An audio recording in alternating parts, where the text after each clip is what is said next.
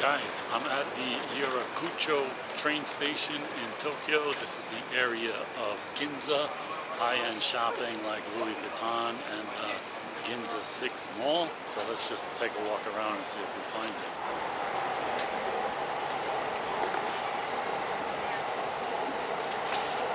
So I gotta say that Tokyo is a lot bigger than I thought it was. And it kind of gives me a little bit of a vibe of like Brazil a little bit, maybe Sao Paulo because it's so big. The trains, because they get so crowded that it's possible you might not be able to get off. That happened to me in Rio. That's never happened to me in all my years riding the subways in New York City. If I wanted to get off, I can get off.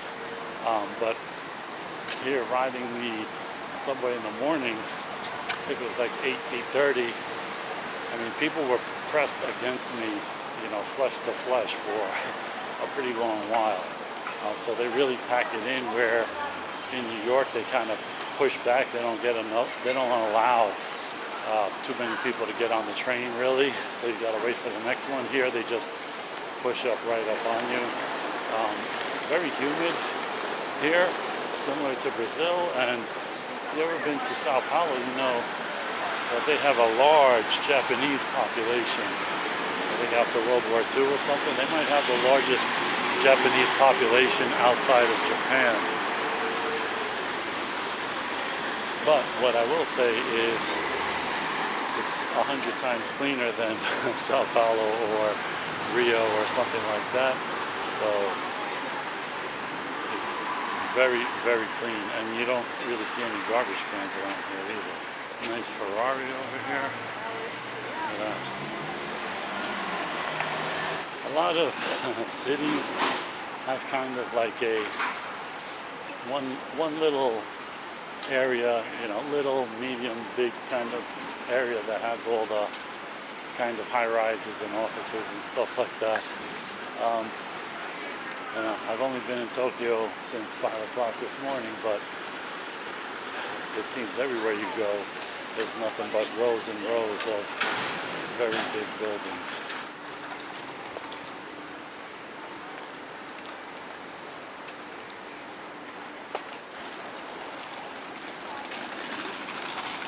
What is this?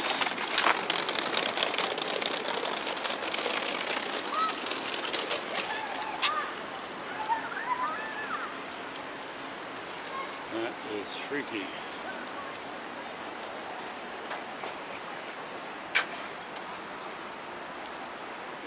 So this is a nice little street with a lot of high-end shops.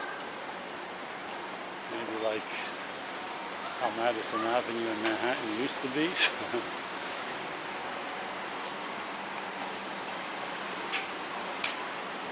It's an interesting building.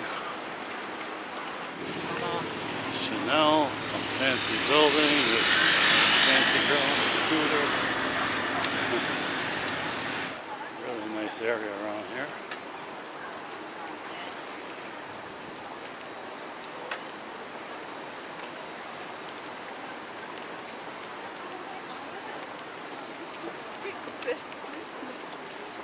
Supposedly at the Ginza 6 Mall, there's some kind of rooftop bar with a good view of the city.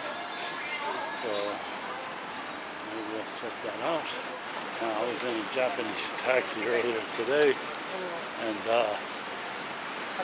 I knew this from watching some videos, but the doors get open automatically by some like contraption that they have, so you never have to touch the handles and get germs on your hands and stuff, I guess. And also in this guy's car, which I'm assuming probably a lot of people have the same thing, there is like a little air quality LCD on the ceiling there, showing the air quality in the cab. I've never seen that anywhere, or never knew cabbies cared enough. Maybe in New York they could have like a curry meter, parts per million or something in the cab or something like that. but I've never seen that anywhere else.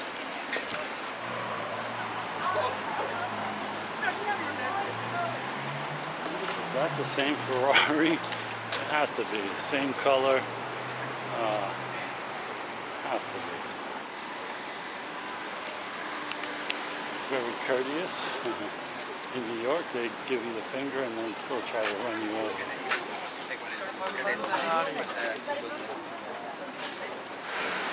Selling what looks like kind of like Zeppelins, mini donuts or something. So we got a Mercedes dealer here. It's a crazy building right here.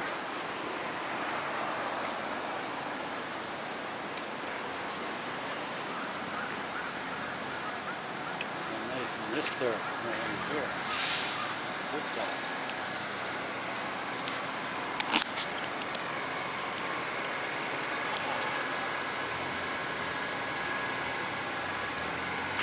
Doesn't do that much.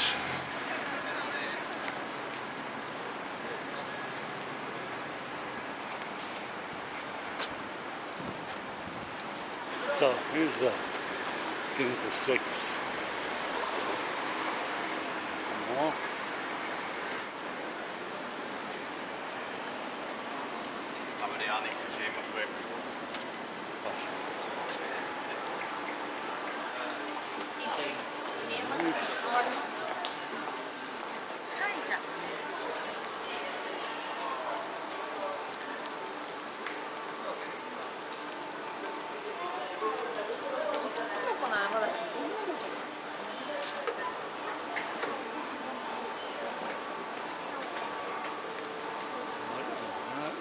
Space. This food court is by far the fanciest food court I've ever seen in a mall, not a Subway or a Wendy's for miles. Check out these stores. So like artisans over here.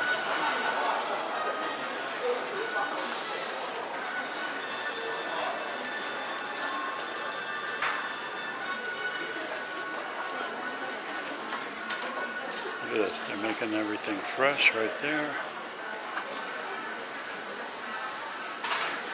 I don't know what this is, but it looks very fancy.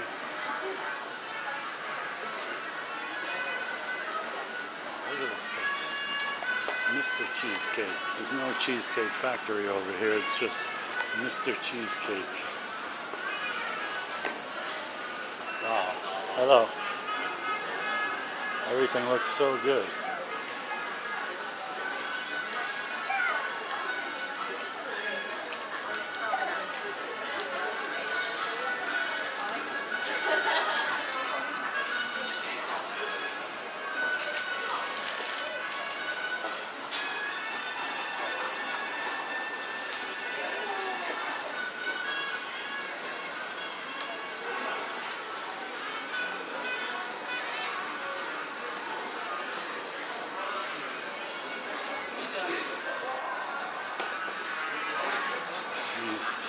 This stuff looks expensive. 8,000. That's 60 bucks.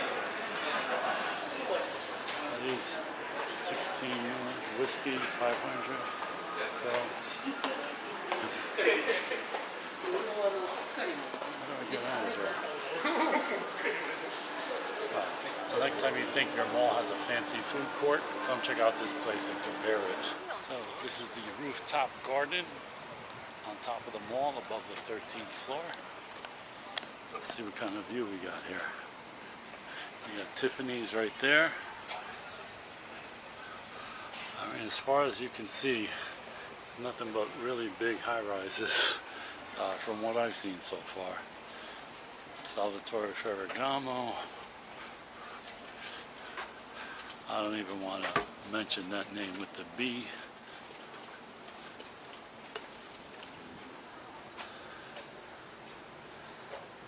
And you got a nice view without having to go to the top of those towers or anything to see it. It's free, and one floor below is a restaurant. So you can go have a drink, and there's probably some good views from there as well. I don't know what the story is with the Space Cat, but I gotta say I like it.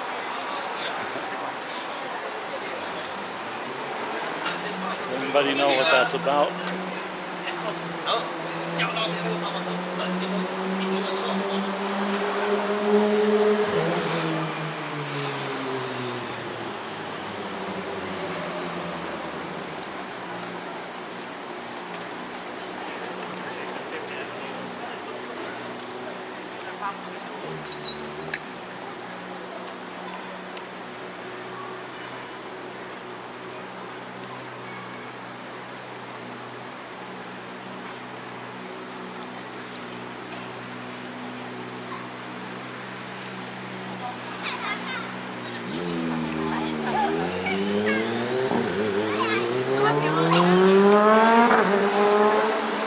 Like the more expensive the store is, the better air conditioning they have.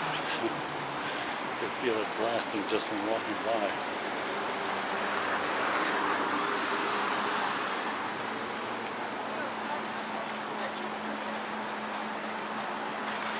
It's like a beer hall kind of place. Very cool looking.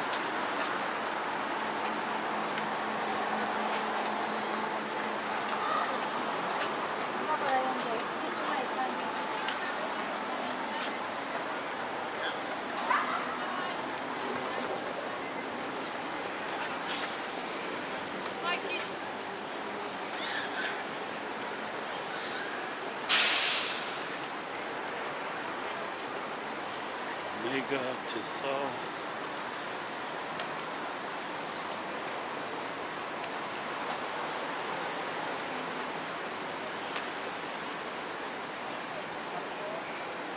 Mont Blanc over there.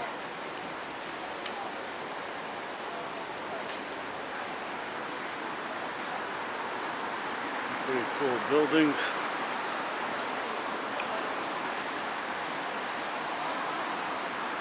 I wonder if this was still the famous expensive street in the late 80s when Japanese real estate went crazy and then it collapsed and the Nikkei went down 75% for like the next 20 years or so.